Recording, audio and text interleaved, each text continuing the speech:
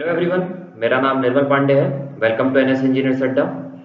आशा करते हैं आपकी तैयारी बहुत अच्छे से चल रही होगी और आपने होली भी बहुत अच्छे से मनाया होगा। तो आज इस वीडियो में हम कंस्ट्रक्शन मटेरियल का जो पार्ट है, वो सब्जेक्ट जो है उसे हम डिस्कस करेंगे according to the syllabus provided by CG Vyapam. हम देखेंगे उसमें जो इंपॉर्टेंट टॉपिक्स हैं, जैसे उसमें 4 दिए गए हैं: ब्रिक्स, एग्रीगेट्स, सीमेंट और कंक्रीट। इसके बारे में हम डील करेंगे। देखेंगे कि इनमें कौन-कौन से पार्ट को इम्पोर्टेंस हमें देनी है और इसके अलावा जो टॉपिक्स हैं उन्हें हमें पढ़ना है या नहीं पढ़ना, इसके बारे में भी चर्चा कर लेंगे। तो वीडियो को आगे बढ़ाते हैं। सबसे पहले हम देखते हैं कि सीमेंट के बारे में। सीमेंट बहुत इंपॉर्टेंट पार्ट है इस सब्जेक्ट का, क्योंकि इससे क्वेश्चंस आएंगे और घुमा के क्वेश्चंस आ सकता है। घुमा के इन द सेंस कि इसके ऑप्शंस में आपको कंफ्यूज करते हैं। जैसे टाइप ऑफ सीमेंट में बहुत कंफ्यूजन होता है कि रोड कंस्ट्रक्शन में जो है कौन सा सीमेंट यूज करना चाहिए। एज एन एग्जांपल मैं बता रहा हूँ, तो उसमें आपको देखना पड़ेगा कि रोड कंस्ट्रक्शन के लिए वो पूछ रहा है कि रोड मेंटेनेंस के लिए पूछ रहा है। उसके हिसाब से type of the cement very करता है। तो ऐसे ही बहुत सारी चीजें हैं इसमें, परसेंटेज को लेकर या फिर इंक्रीजिंग डिक्रीजिंग ऑर्डर को लेकर, जो हमें कंफ्यूजन क्रिएट करता है। तो उसे हमें ध्यान देना है। बाकी ये सब्जेक्ट बहुत स्कोरिंग है, लेकिन छोटी छोटे माइन्यूट डिटेल्स को हमें ध्यान देना है। देखते हैं सीमेंट को। सीमेंट में सबसे पहले तो आपको ये जानना है उसका स्पेसिफिक ग्रेविटी कितना है। पोर्टलैंड सीमेंट है तो पोर्टलैंड नाम क्यों पड़ा, किन्होंने मैन्युफैक्चर किया था, या फिर कौन थे पहले आदमी जो थे, वो जोसेफ एस्पिडिन जो थे। प्लास्टर ऑफ पेरिस क्या होता है, कितना परसेंटेज डाला जाता है, वो उसका क्या यूज है, कहाँ पे यूज किया जाता है प्लास्टर ऑफ पेरिस को। उसके बाद आपको ये पता होना चाहिए कि एक बैग ऑफ सीमेंट में कितना केजी होता है या फिर कितना उसकी वॉल्यूम होती है। सीमेंट और लाइम में क्या डिफरेंस है, ये थोड़ा सा देख लीजिएगा। किसमें स्ट्रेंथ गेन पहले होता है, किसमें बाद में होता है, और अल्टीमेट स्ट्रेंथ जो है दोनों का बराबर है कि अलग अलग है। फिर पार्ट आता है आपका मैन्युफैक्चरिंग ऑफ सीमेंट का। इसमें आर्जिलेशियस और कैलकेरियस कंपोनेंट को आप मिक्स करते हैं। किस रेशियो में करते हैं? 3:1 के रेशियो में करते हैं। तो इसमें 3 क्या है, 1 क्या है, ये आपको जानना है। कौन कौन से कैलकेरियस कंपाउंड्स होते हैं और कौन कौन से आर्जिलेशियस कंपाउंड्स होते हैं, ये आपको पता होना चाहिए।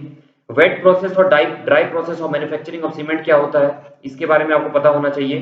क्या डिफरेंस है दोनों में। बहुत ज्यादा डिटेल में नहीं जाना है, बस ओवरव्यू आपको पता होना चाहिए कि दोनों में क्या बेसिक डिफरेंस थी और कौन कौन सा अभी फॉलो किया जा रहा है। टेम्परेचर आपको पता होना चाहिए किल्न का, जिसमें आप क्लिंकर्स प्रिपेयर कर रहे हैं। उसके बाद बर्निंग जोन में आपको इक्वेशंस पते होने चाहिए, जिस इक्वेशन के तहत आपका C2S, C3S, C3A और C4A का फॉर्मेशन हो रहा है। अब हम C2S कहते हैं, उसका फुल फॉर्म क्या है? टोटल डाइकैल्शियम सिलिकेट है, मतलब Ca2SiO4। अगर ट्राइकैल्शियम सिलिकेट है तो Ca3SiO5। तो ये वाले पार्ट भी आपको पता होना चाहिए। ऐसा नहीं कि C2S बस पता है और C2S को एक्सपेंशन आपको नहीं पता कि उसमें और क्या चीज है। इसके बाद आपको बोक कंपाउंड्स के बारे में पता होना चाहिए। सोडा एंड पोटेश से क्या होता है, ये पता होना चाहिए। फ्लैश सेटिंग प्रॉपर्टी क्या होती है, कैसे आप उसे रेक्टिफाई कर सकते हैं या उसे प्रिवेंट कर सकते हैं। CSH जेल क्या होता है, आपको पता होना चाहिए। अपना सीमेंटेशियस कंपाउंड जो है वो CSH जेल है, हमारा टारगेट है CSH जेल प्रोड्यूस करना।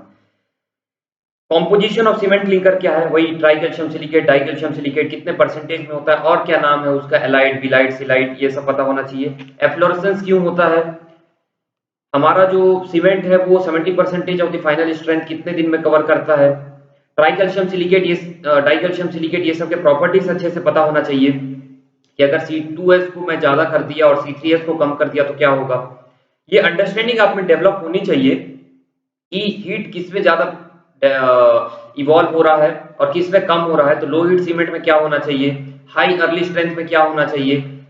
इस टाइप से आपकी एक थिंकिंग अगर आपने डेवलप कर ली, तो आपके जो वो घुमावदार क्वेश्चन की जो मैं बात कर रहा था वो आपसे सॉल्व हो जाएंगे। C3S, C2S, C3A, C4AF, इनके परसेंटेजेस, इनके प्रॉपर्टीज आपको अच्छे से पता होना चाहिए। इनका हीट ऑफ हाइड्रेशन ये पता होना चाहिए। Decreasing order of heat of hydration, increasing order of heat of hydration, first to react, last to react, और आपका रेट ऑफ हाइड्रेशन का जो सीक्वेंस है, ये सब आपको अच्छे से पता होना चाहिए। नेक्स्ट आपका जो कॉम्पोजिशन है सीमेंट का, जैसे lime, silica, alumina, calcium sulphate, iron oxide, magnesia, sulphur और आपका एल्कलीस, इनके परसेंटेजेस, इनका एक्सेस अगर हो सीमेंट में तो क्या होता है, इनका अगर डेफिशिएंसी हो सीमेंट में तो क्या होता है, ये सब आपको पता होना चाहिए। बेसिक चीजें हैं, लेकिन दिमाग में रखना बहुत मुश्किल हो जाती है क्योंकि कंफ्यूजन क्रिएट होता है।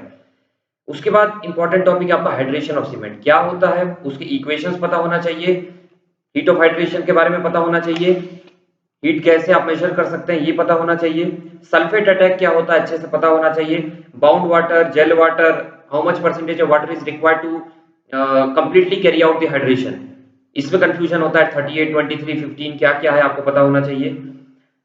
उसके बाद एट्रिंगेट क्या होता है एक टॉपिक है, वो आपको पता होना चाहिए कैसे प्रिपेयर हो रहा है और कहाँ से फॉर्मेशन उसकी हो रही है। उसके बाद है आपका टाइप्स ऑफ सीमेंट, बहुत सारे टाइप्स ऑफ सीमेंट है जैसे ordinary Portland cement 33 grade, 43 grade, 53 grade, properties क्या है उसके, 7 डे स्ट्रेंथ, 14 डे स्ट्रेंथ, ये सब पता होना चाहिए। रैपिड हार्डनिंग सीमेंट, ये जो सीमेंट की मैं टाइप्स बता रहा हूँ इसको कैसे प्रिपेयर करते हैं ये भी पता होना चाहिए कि कौन सी मात्रा उसमें ज्यादा है, कौन सी कम है, कहाँ पे यूज किया जा रहा है, ये इंपॉर्टेंट चीज है, इतना तो पता होना ही चाहिए। Rapid hardening cement, extra rapid hardening cement, low heat cement, Portland blast furnace slag cement, Portland pozzolana cement. Portland pozzolana थोड़ा सा इंपॉर्टेंट हो जाता है, पुजलोना होता क्या है, खुद में तो सीमेंटेशियस प्रॉपर्टी उसमें नहीं होती है, लेकिन वो जब COH ट्वाइस और वाटर के साथ रिएक्ट करता है तो वो CSH जेल का फॉर्मेशन करता है जो एक सीमेंटेशियस प्रॉपर्टी है, तो तब फिर वो एक सीमेंट की तरह काम करता है, अकेले पुजलोना के पास सीमेंट की पावर नहीं है। नेक्स्ट उसका कितना परसेंटेज तक हम यूज कर सकते हैं अपने कंस्ट्रक्शन में, हर चीज में ना एक काम कीजिएगा कि वाटर रिसोर्स को लिंक करने का कोशिश कीजिएगा कि जो हमारे वाटर रिसोर्स के जो स्ट्रक्चर्स हैं उसमें कौन सा ग्रेड मिनिमम लग रहा है, उसमें पोर्टलैंड पुजलोना अगर यूज हो रहा है तो कितने परसेंटेज तक का यूज हो रहा है, ये भी थोड़ा बहुत देख लीजिएगा, आ सकता है क्वेश्चन इससे। Acid resistant cement, sulphate resisting cement, coloured cement, high alumina cement, quick setting Portland cement, masonry cement, super sulphated cement, air entraining cement, hydrophobic cement, इतने सारे टाइप्स ऑफ सीमेंट हैं, कंफ्यूजन होता है ये सब में, लेकिन आपको इनके इंग्रेडिएंट्स, इनमें कौन कौन सा पार्ट ज्यादा है कौन सा कम है, कहाँ पे यूज किया जा रहा है, एटलीस्ट आपको इतना नॉलेज तो होना ही चाहिए। नेक्स्ट है आपका field test for cement. Field test में क्या होता है, कलर, फिजिकल प्रॉपर्टीज, जैसे आप जब bag of heap of cement में डालें तो आपको कैसा फील हो रहा है, जब आप स्मॉल क्वांटिटी ऑफ सीमेंट को वाटर में थ्रो करें तो क्या होगा, या लम्स का फॉर्मेशन के बारे में। उसके बाद लैब टेस्ट, लैब टेस्ट में केमिकल कॉम्पोजिशन आपको पता होना चाहिए सबसे पहले, तो केमिकल कॉम्पोजिशन मतलब LSF लाइम सैचुरेशन फैक्टर का जो वैल्यू है किसके और किसके बीच में होना चाहिए, इनसॉल्युबल रेसिड्यू किस परसेंटेज से कम होना चाहिए, वेट ऑफ मैग्नीशिया कितने से कम होना चाहिए, टोटल लॉस ऑन इग्निशन कितने परसेंटेज से कम होना चाहिए। फिर है नॉर्मल कंसिस्टेंसी टेस्ट, प्रोसीजर आपको पता होना चाहिए क्योंकि नॉर्मल कंसिस्टेंसी टेस्ट के जो P वैल्यू है उसी से हम फिर initial setting time, final setting time, compressive strength, tensile strength, soundness test ये सब कैरी आउट कर पाते हैं, इसलिए ये कंसिस्टेंसी टेस्ट बहुत इंपॉर्टेंट हो जाता है। प्रोसीजर को जान लीजिएगा, एक बार रीड कर लीजिएगा। जो मोल्ड है वो 33 से 35 के बीच में होना चाहिए, अगर आप ऊपर से देखें तो नीचे से 5 से 7 होना चाहिए, 40 का उसका डेप्थ होता है, ये छोटी छोटी चीजें आपको पता होनी चाहिए। वैसे ही इनिशियल सेटिंग टाइम आपको पता होना चाहिए, इनिशियल सेटिंग टाइम का डेफिनेशन आपको अच्छे से पता होना चाहिए, फाइनल सेटिंग टाइम का भी सेम, कितना परसेंटेज ऑफ दी कंसिस्टेंसी आप लेते हैं आपका इनिशियल और फाइनल सेटिंग टाइम में। साउंडनेस टेस्ट आपको पता होना चाहिए, इसमें दो मेथड्स होते हैं, ली सेटलियर और आपके ऑटोक्लेव के, ये दोनों आपको पता होना चाहिए, लेकिन इसका जो पहला ली सेटलियर्स मेथड जो है ये ज्यादा इंपॉर्टेंट है। इसमें ये पता होना चाहिए कि लाइम को मेजर करने के लिए कौन सा मेथड है, मैग्नीशिया को कौन सा है, दोनों को मेजर करने का कौन सा है। फिर आपका स्ट्रेंथ टेस्ट, इसमें कंप्रेसिव स्ट्रेंथ टेस्ट है और टेंसाइल स्ट्रेंथ टेस्ट है, इसको भी आपको अच्छे से देखने हैं। फाइननेस टेस्ट आया, फाइननेस टेस्ट के भी 3 मेथड्स हैं, सीव मेथड, एयर परमेबिलिटी मेथड जिसे नर्स एंड ब्लेन मेथड भी कहते हैं, और सेडिमेंटेशन मेथड जिसको हम वैगनर्स टर्बिडिटी मेथड भी कहते हैं। तो इसमें सीव मेथड जो है वो सबसे इंपॉर्टेंट है, कौन से नंबर का सीव है और क्या साइज है उसका, ये दोनों पता होना चाहिए। सबको पता है 90 माइक्रोन का है, लेकिन वो कौन से नंबर का सीव है ये भी पता होना चाहिए। उसके बाद हीट ऑफ हाइड्रेशन टेस्ट के बारे में आपको पूरा नहीं जानना है, बस ये जान लीजिएगा कैसे आप मेजर करते हैं और कौन सा इंस्ट्रूमेंट यूज कर रहे हैं, स्पेसिफिक ग्रेविटी कैसे आप मेजर करते हैं ये आप जान लीजिए। इतना पार्ट है आपका सीमेंट का, सीमेंट का आप इतना पार्ट अगर देख लिए, माइन्यूटली देखिएगा, आराम से देखिएगा, क्योंकि मार्क स्कोरिंग है आपका कंस्ट्रक्शन मटेरियल, लेकिन कंफ्यूजन क्रिएट होने के कारण इसमें गलतियां भी बहुत होती हैं। उसके बाद है मोटार एंड लाइम, इसका वैसे तो टॉपिक नहीं दिया हुआ है, लेकिन आप इसे एक बार पढ़ लीजिएगा। बल्किंग ऑफ सैंड क्या होता है, मोटार की प्रॉपर्टीज थोड़ा देख लीजिएगा, यूज ऑफ मोटार थोड़ा पढ़ लीजिएगा, calcination, hydraulicity, lime, quicklime, slaked lime, slaking क्या होता है, एक बार रीड मार लीजिएगा बस। उसके बाद इतना आपके लिए काफी होगा मोटार में। फिर है आपका पार्ट जो है वो कंक्रीट का। कंक्रीट इंपॉर्टेंट है, कंक्रीट के टेस्ट, कंक्रीट का यूज, उसका grade, nominal mix, design mix, ये सब इंपॉर्टेंट हो जाता है। सबसे पहले classification of concrete, lime concrete, gypsum concrete, cement concrete, bulk density के हिसाब से भी होता है, extra light weight, dense weight, super heavy weight. तो ये सब का आपको वैल्यू पता होना चाहिए। जैसे एक्स्ट्रा लाइट वेट का लेस देन 500 केजी पर मीटर क्यूब अगर है तो एक्स्ट्रा लाइट वेट है। लाइट वेट में 500 से 1800, डेंस में 1800 से 2500, और आपका सुपर हैवी अगर है तो वो फिर आपका 2500 से ऊपर केजी पर मीटर क्यूब में। फिर मैन्युफैक्चरिंग ऑफ कंक्रीट, इसमें जो स्टेप्स है आपको सीक्वेंस वाइज पता होना चाहिए, क्योंकि इसमें आपको अरेंज इन प्रॉपर ऑर्डर इस टाइप से बोल सकता है। इसमें है आपका बैचिंग। बैचिंग दो तरीके से कर सकते हैं, वॉल्यूम बैचिंग और वे बैचिंग। कौन सा बेटर है, कहाँ पे यूज किया जा रहा है। फिर मिक्सिंग, कितने मिनट तक मिक्स करने का प्रावधान है, इससे ज्यादा होगा तो क्या होगा, इससे कम होगा तो क्या होगा। Hand mixing, machine mixing, tilting type mixture, non tilting type mixture. फिर होगा उसका ट्रांसपोर्टेशन। अब ट्रांसपोर्टेशन के लिए कौन क्या क्या आप यूज करते हैं, बगीज होता है, कंक्रीट पंप्स होते हैं, ट्रांजिट मिक्सर होता है, बेल्ट कन्वेयर्स होते हैं। फिर प्लेसिंग, अब प्लेस कर रहे हैं तो कितना मीटर फॉल से ज्यादा नहीं होना चाहिए, है ना, तो ये आपको पता होना चाहिए। कॉम्पैक्शन, कॉम्पैक्शन क्यों इंपॉर्टेंट है, वॉइड्स को रिमूव करना क्यों इंपॉर्टेंट है। फिर vibrators, internal vibrator, surface vibrator, form vibrator, vibrating tables, ये सब के बारे में आपको इन्फॉर्मेशन होनी चाहिए। इसमें जो वैल्यूज होते हैं वो भी इंपॉर्टेंट हो जाते हैं। जैसे सरफेस वाइब्रेटर है तो कितना मीटर डेप्थ तक के लिए यूज किया जा सकता है, तो डेप्थ 150 mm तक का जो है वो सरफेस वाइब्रेटर वाइब्रेट कर सकता है। अगर उससे ज्यादा हुआ तो क्या करेंगे, अगर आपको सिर्फ सरफेस का करना है तो क्या करेंगे, साइड्स को करना है तो कैसे करेंगे। फिर है आपका क्यूरिंग, क्यूरिंग कैसे किया जा सकता है और क्यों किया जाता है। स्टीम क्यूरिंग क्या होता है, कहाँ पे उसका एडवांटेज है, कहाँ पे डिसएडवांटेज है।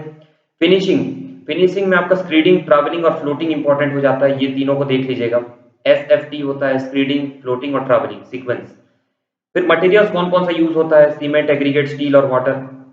नॉमिनल मिक्स और डिजाइन मिक्स। नॉमिनल मिक्स में तो आपको रेशियो है जो आपको याद करने रहते हैं, M25, 20, 15, 10, 7.5 और 5।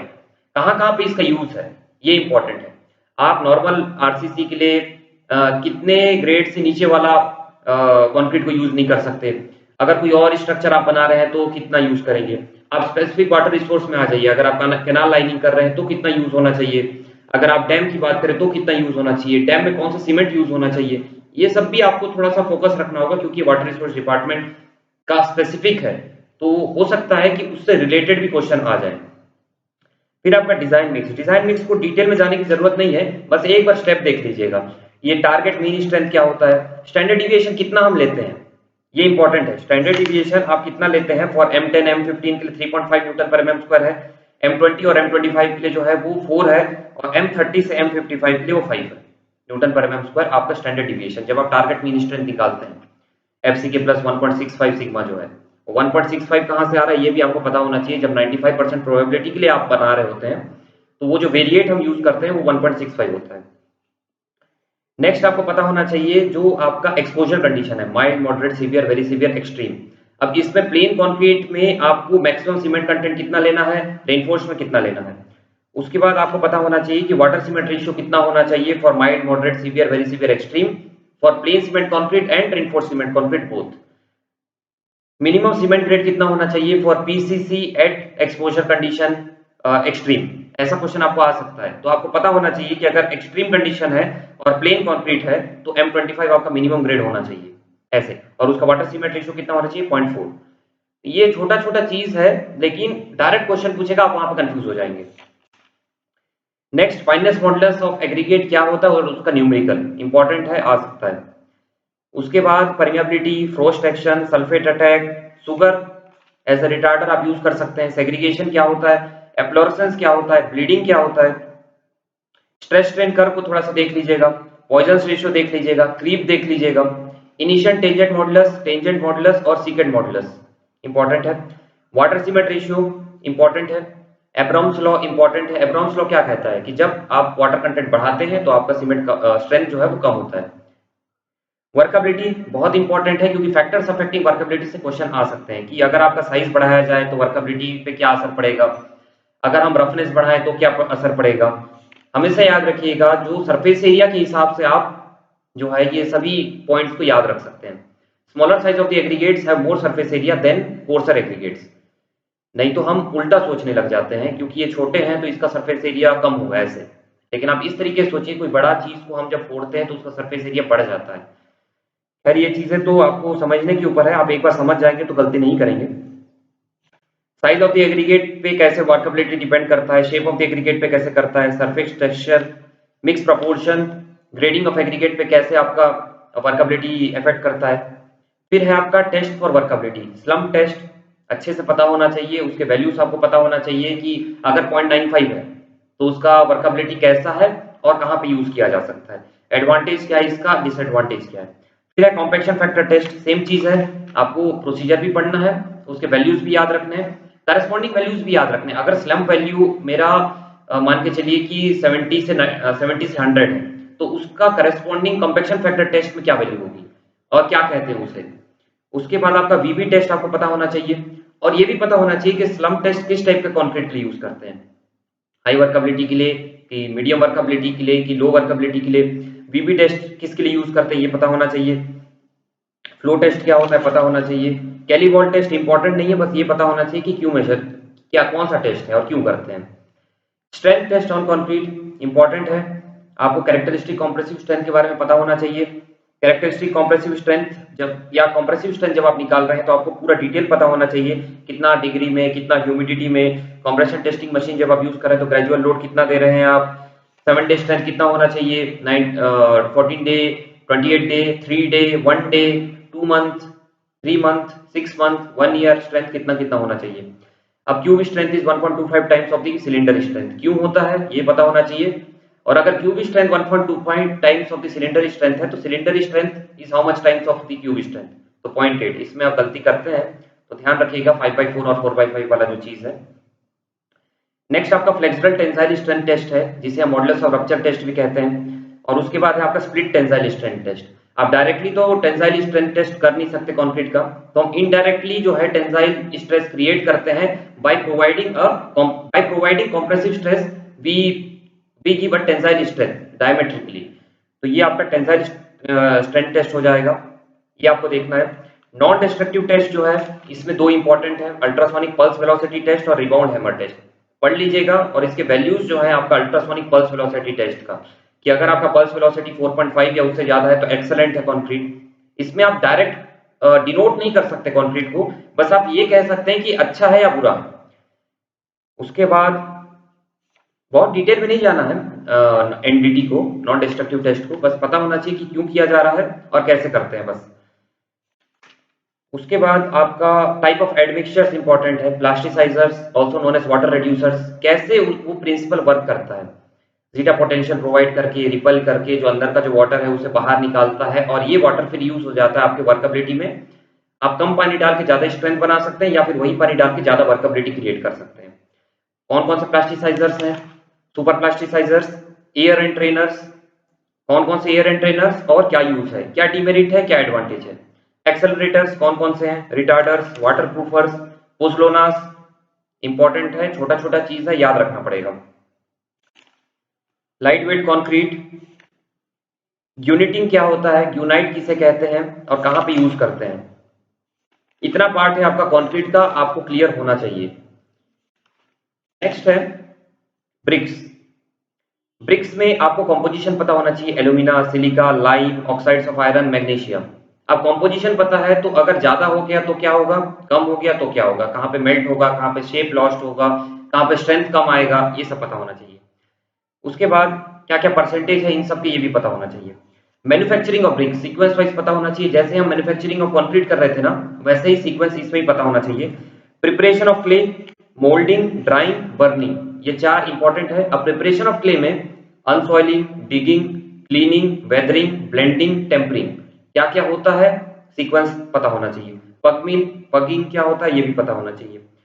मोल्डिंग आप जब कर रहे हैं, जब शेप क्रिएट कर रहे हैं तो हैंड मोल्डिंग होता है और मशीन मोल्डिंग होता है। हैंड मोल्डिंग में भी दो है, ग्राउंड मोल्डेड और टेबल मोल्डेड। मशीन मोल्डिंग में भी दो आता है, प्लास्टिक क्ले मशीन और dry clay machine. Simple simple चीजों को याद रखेंगे, अगर कोई स्पेसिफिकेशन आ रहा है तो हल्का सा देख लेंगे। ड्राइंग कैसे करते हैं, बर्निंग कहाँ पे करते हैं, कौन से टेम्परेचर में करते हैं, आपका सीमेंट वाला भी याद रखना होगा, आपको ब्रिक वाला भी याद रखना पड़ेगा। क्लैम्प्स क्या होता है और किल्न क्या होता है, इनका डिफरेंस पता होना चाहिए, कौन सा बेटर है, कौन सा एक्सपेंसिव है, कौन सा इनएक्सपेंसिव है, किसमें ज्यादा अमाउंट ऑफ ब्रिक्स आप एक साथ जो है मैन्युफैक्चर कर सकते हैं। Hoffmann kiln, bull trench kiln, detail में नहीं जाना है, बस पता होना चाहिए कि क्या है। Qualities of a good brick, कि उसका shape, size, soundness, strength, absorption, crushing strength, presence of soluble salts, shape and size, structure, क्या क्या होना चाहिए।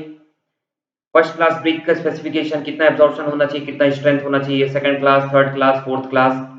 ब्रिक्स का जो साइज है, नॉमिनल साइज, स्टैंडर्ड साइज, इसमें कंफ्यूजन होता है with mortar, without mortar, 19 into 9 into 9 कि 20 इंटू 10 इंटू 10। ट्रेडिशनल ब्रिक है तो 23 इंटू 11.4 इंटू 7.6। ये सब चीजें जो है आपको पता होना चाहिए। कंफ्यूजन होता है, एक बार देखेंगे और क्वेश्चन बनाते चलेंगे तो फिर कंफ्यूजन नहीं होगा। नॉमिनल को याद रख लेना है कि कौन सा है, स्टैंडर्ड को याद रख लेना है, तो जो भी वर्ड आएगा उस हिसाब से आप वहां टिक मारेंगे। उसके बाद है बुलनोज ब्रिक क्या होता है, चैनल ब्रिक्स क्या होते हैं, कोपिंग ब्रिक्स क्या होते हैं, cownose, hollow bricks, paving bricks, perforated bricks, पूछ सकता है क्वेश्चन इसके। कहाँ यूज करते हैं, क्या मिक्स करते हैं। फिर आया ब्रिक मशीनरी। ब्रिक मशीनरी में स्ट्रेचर क्या होता है, हेडर क्या होता है, लैप क्या होता है, परपेंड क्या होता है, बेड क्या होता है, क्लोजर क्या होता है, queen closer, king closer, bevelled closer, mitred closer, bed, half bed, quarter bed, bullnose, dog, dog leg, frog, frog क्या कहते हैं या फ्रॉग को किक भी कहते हैं, क्यों प्रोवाइड करते हैं, एक की बनाने के लिए प्रोवाइड करते हैं और मैन्युफैक्चरर का नेम वहां पे आ जाए इसके लिए भी प्रोवाइड करते हैं। Bonds, English bond, Flemish bond, double Flemish bond, comparison between the English bond and Flemish bond important है। किस ब्रिक थिकनेस के बाद कौन सा स्ट्रेंथ ज्यादा देता है। अगर ब्रिक का जो थिकनेस है वो 1.5 ब्रिक थिक है या उससे ज्यादा है तो आपका इंग्लिश बॉन्ड ज्यादा स्ट्रांग हो जाएगा as compare to Flemish bond. ऐसे ही एक दो और डिफरेंस है, आपको याद होना चाहिए, पता होना चाहिए। स्ट्रेचर बॉन्ड, हेडर बॉन्ड क्या होता है, डच बॉन्ड क्या होता है, एक बार के लिए देख सकते हैं। वही इंग्लिश बॉन्ड का जो है वो इंप्रूवमेंट है। स्पेसिफिकेशन ब्रिक के आपको पता होना चाहिए कैसे बन रहा है और क्या है। उसके बाद एग्रीगेट वाला पार्ट में, एग्रीगेट्स क्या होते हैं, डिजायरेबल प्रॉपर्टीज क्या होते हैं एग्रीगेट्स के, स्ट्रेंथ, हार्डनेस, टफनेस, ड्यूरेबिलिटी और soundness, shape of the aggregate, adhesive property, और इसमें कौन कौन से टेस्ट होते हैं, क्रशिंग टेस्ट, कौन से इंस्ट्रूमेंट से यूज किया जाता है और क्या स्पेसिफिकेशन है, कितना परसेंटेज आना चाहिए कि आप यूज कर सकें। Impact test, abrasion test. Abrasion test तीन तरीके से हो रहा है आपका, Los Angeles abrasion, Dorry abrasion और डबल अब्रेशन, जिसमें से लॉस एंजेलस आपका सबसे इंपॉर्टेंट है, वैल्यूज भी थोड़े पता होना चाहिए। साउंडनेस टेस्ट कैसे करते हैं, शेप टेस्ट कैसे किया जाता है, flakiness index, elongation index, angularity number, इसके न्यूमेरिकल्स भी आ सकते हैं। एंगुलरिटी नंबर का वैल्यू किससे और किसके बीच में लाई कर सकता है, तो 0 और 11 के बीच में लाई कर सकता है। तो एग्रीगेट वाले पार्ट में इतना ही है। मैं एक बार और आपका जो सिलेबस है देख लेता हूँ।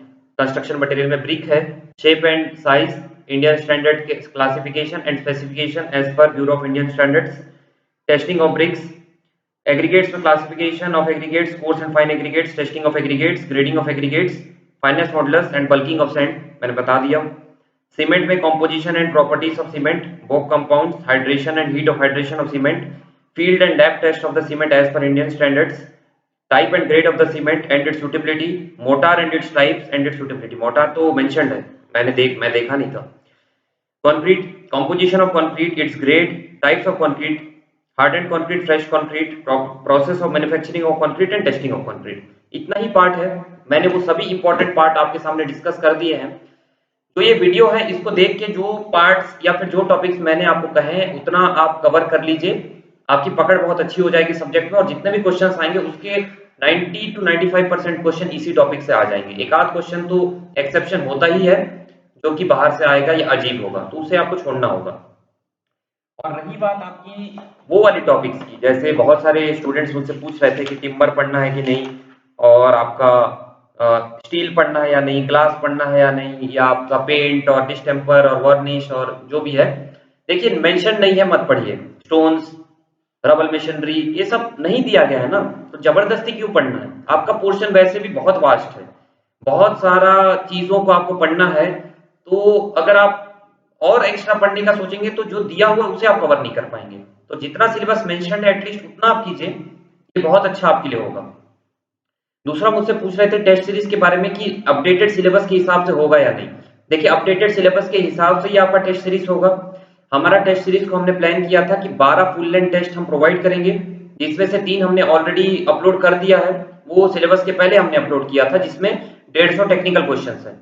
बचे हुए 9 फुल लेंथ टेस्ट जो है वो अकॉर्डिंग टू द सिलेबस जो दिया गया है व्यापम के द्वारा, उसी के हिसाब से होगा।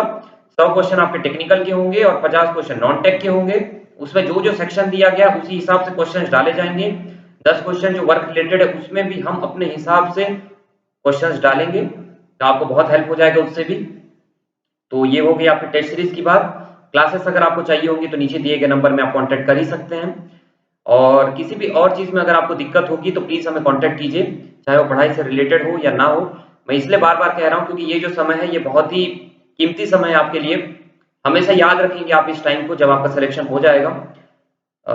बहुत सारे स्टूडेंट जो है डिप्रेशन का शिकार हो रहे हैं या फिर डिमोरलाइज फील कर रहे हैं।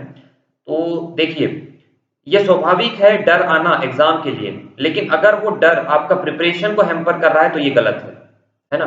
तो खुद को समझाइए कि मुझे स्ट्रांग बनना है और मुझे एग्जाम को निकालना है, बाकी बाहरी फैक्टर्स मुझे अफेक्ट नहीं करेंगे, बाहरी बातें मुझे अफेक्ट नहीं करेंगी। सोशल मीडिया या कोई आदमी या फिर कोई पर्टिकुलर स्टूडेंट कुछ कह रहा है आपको कि आपका प्रिपरेशन ऐसा है या वैसा है, तो वो आपको अफेक्ट नहीं करना चाहिए।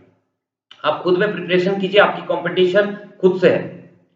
आप जब खुद को इंप्रूव करने का हर दिन सोचेंगे तो आप देखेंगे कि आपका एग्जाम क्लियर हो जाएगा। तो इसी आशा के साथ ये वीडियो का एंड करते हैं, और अच्छे से प्रिपरेशन करते रहिएगा, और कुछ दिक्कत हो तो हमें कांटेक्ट जरूर कीजिएगा नीचे दिए गए नंबर पे। Thank you. जय हिंद, जय छत्तीसगढ़।